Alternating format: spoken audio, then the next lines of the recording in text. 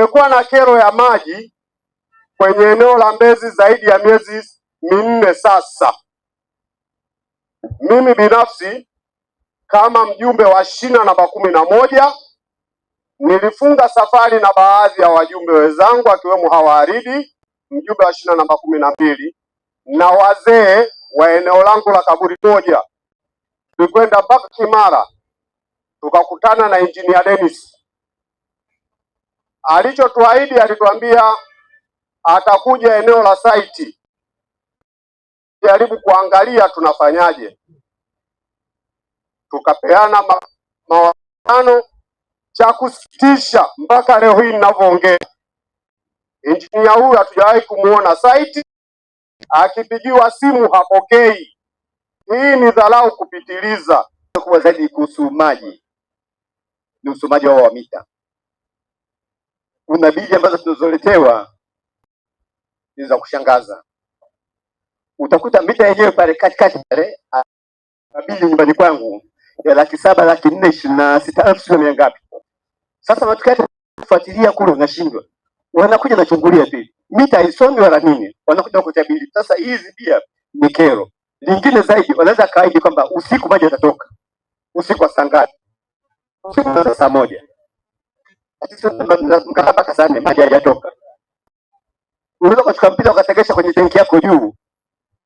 Asubuhi ukija kuangalia hakuna hata tone la maji. Kumbe usiku pepo umepita pip. Mita anasoma kule. Mwisho tunafika tunapetea bili. Mimi toka mwezi Novemba sijapata maji. Lakini bili zinakuja mwezi Desemba. Sisi tumeoga maji malai tena lita 5. Nimeletewa bili, nimetumia unit moja. Wakati mimi kipindi hicho cha mwezi mzima nimechota ndoo 6, ndoo 3. Kwa maana nimetumia lita 60. Bili inakuja unit moja. Ndio kama vile ninavyosema. Kwa hiyo hakusomeki. Ni mfanyabiashara hapo Mbezi sokoni. Mimi mada yangu nataka nikazie tu hapo kwenye maji. Maji yamekuwa changamoto kubwa. Tunafanya biashara hapo sokoni, maji sasa hivi yanaletwa kwenye matanki. Kwa hiyo tunalazimika kwenda chooni kwa shilingi 300. Kwa sisi wafanya biashara 300 watu tunashinda pale kutwa nzima kuanzia saa 12 asubuhi. Muda mwingine tunakaa mpaka saa 3. Ni hela nyingi sana. Maana kuna siku inatokea mtu akaenda kama mara 5. Hasa ukiwa umekunywa mchele. Tukauliza hapa wangeshindwa kujibu. Mfano mfupi, tumepita Boza hapa. Limeenda limechukua maji, linaenda kuuza mtaani. Na maana hapo chini maji yanatoka masaa 24, lakini ukiingia mtaani maji hakuna. Ina maana wana urasimu ambao wenye maboza maji wanapata masaa 24 na wanaenda kuuza. Lakini sisi mtaani tunalipia kwa mita kwa ruku. Hatupati maji hata kidogo. Kama hivyo tunavyozungumza. Sasa hivi tuna miezi 4 mpaka inakwenda mwezi wa 5 wa 6, maji hatujapata. Kwa hiyo mheshimiwa mbunge, naomba utizame hilo. Sana tunanyanyasika sana mtaani, ambao tukilalamika kidogo watu watambia utajua mwenyewe mtaani utajua wenyewe. Dawati wa jamani huko maji yamekatika tunataka maji. Dawati wanakujibu tutajua wenyewe, ndio maana hapa hawajaja. Pamoja umewalika.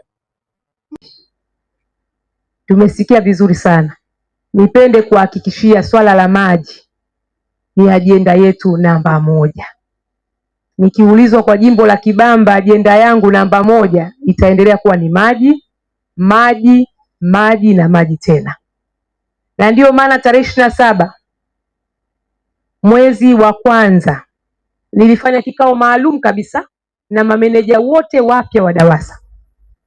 Na naamini mnajua wengine wameondolewa ni kufuatia mapendekezo tuliyoyatoa. Tunao mameneja wapya sasa. Na hata kwa yule mzee wangu aliyeongelea kuhusu meneja wa Kimara, ndio maana sasa ameshatolewa, amekuja meneja mpya. Hapo vipi? Niwahakikishie, niliwaambia watu, bungeni kiti changu cha pili kinachofuata kama alivyokaa waziri, mimi ni mheshimiwa waziri wa maji Aweso. Hapo vipi? Sasa mnafikiri nitakuwa nakaa asubuhi, mchana na jioni hatuongelei maji ya Mbezi? Hatuongelei maji ya kata zingine za jimbo la Kibamba? Niwahakikishie ni eneo ambalo tunalifanyia kazi kwa karibu, na tunawapa pole sana. Sana. Haiwezekani chanzo hicho maboza wanapata maji, lakini maji hayo hayawafikii wananchi. Niwahakikishieni tutakula nao sahani moja, kufuatilia kwa karibu mpaka tupate mwarobaini wa upatikanaji wa maji katika kata ya Mbezi na jimbo zima la Kibamba.